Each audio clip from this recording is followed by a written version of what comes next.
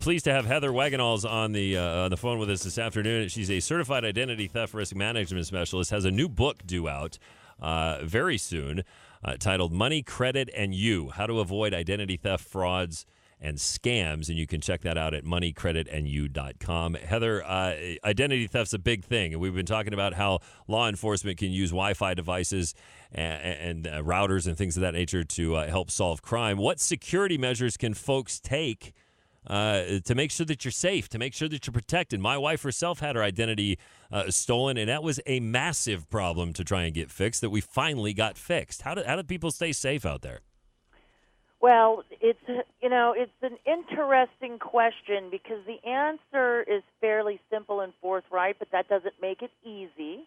And therein lies the challenge because, what I talk about on my radio program, Unlock Your Wealth Radio, and what I talk about in my new book, Money, Credit, and You, it's not just about what to do, but, I do a biology-based money management show because you already know to spend less and save more. Mm-hmm. But whether you do that or not is another story. And because we're biologically driven to the novel and what's right in front of us and this instant gratification society that we live in, we know mostly what to do, but we just kind of, that just seems like a whole lot of work. And right now I'd rather eat ice cream and watch YouTube videos, and I'll do it later, and later never comes, as you know. Later is not a day of the week. Right. Someday isn't on the calendar. Right. So the first thing that we can do when it comes to our identity is that we should freeze our credit. And people say, oh, but, I'm an investor. I can't afford to have my credit frozen because it takes too long, blah, blah, blah. And these are things that I hear all the time about why they don't want to freeze it. But there are several great reasons why you should freeze your credit. And a lot of the main repositories are making it easier. If you download their app, some of them you can freeze your credit with just a flip of a switch on the app. Right. Otherwise, you got to handwrite them a letter. But here's the value in it. If you can't apply for credit, that means nobody else can either. So even if they do get your data and your information is compromised, they're not going to go out and get credit with it. Mm-hmm. That's the first thing. Right. Because everybody requires credit. Your insurance company they pull credit reports to risk assess you because it's statistically proven that people with crappier credit scores make more fraudulent claims mm-hmm. or unnecessary claims or superfluous claims.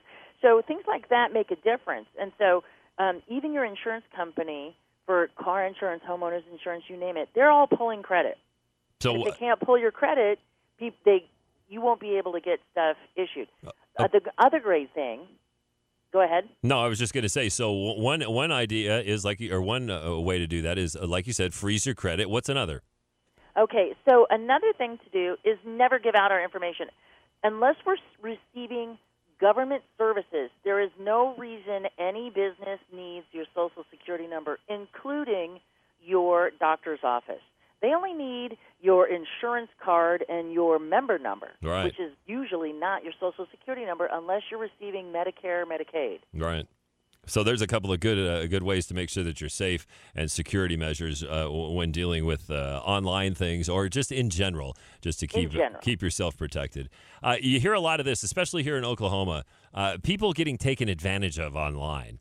Is it as easy as you hear in the media that it is to be taken advantage of? And because I haven't ran into it other than the fact that we dealt with my wife's, but people actually being taken advantage of, especially the elderly too.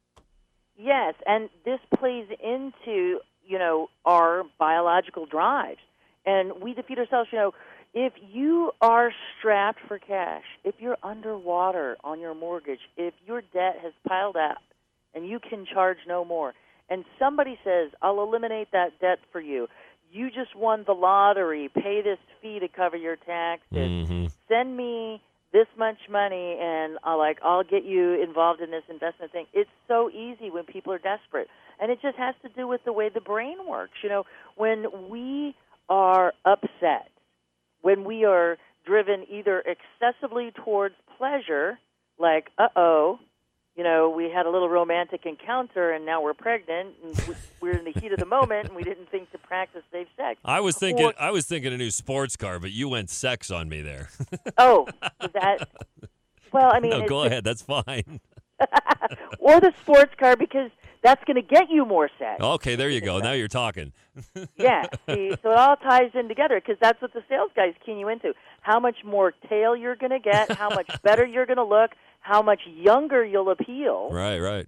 You know, you'll totally change your demographic with a fancier car. Oh, yeah. You know, so we get caught up in that. Or, again, the opposite's true. When we're down in the dumps, we're not thinking with that rational third brain. And if we can't get there biologically because we're in fight-flight mode, how can we make a rational decision? We can't. All right.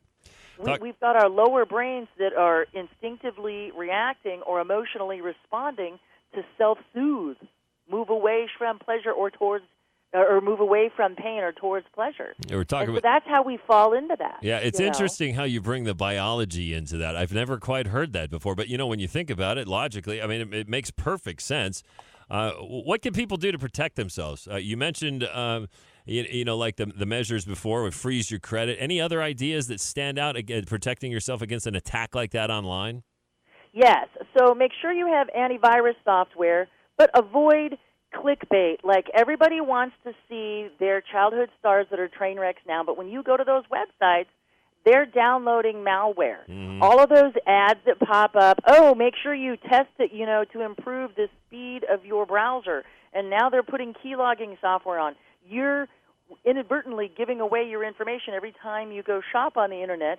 The connections are usually secure if you get an HTTPS in your browser, but if you've already downloaded malware because your curiosity got the best of you, it doesn't matter how secure the connection is because somebody's tracking the data you're entering. Yeah, that's just you type in your name and credit card information. That's what we have to be aware of. That just points me in the last question. Heather Wagenhals, certified identity theft risk management specialist.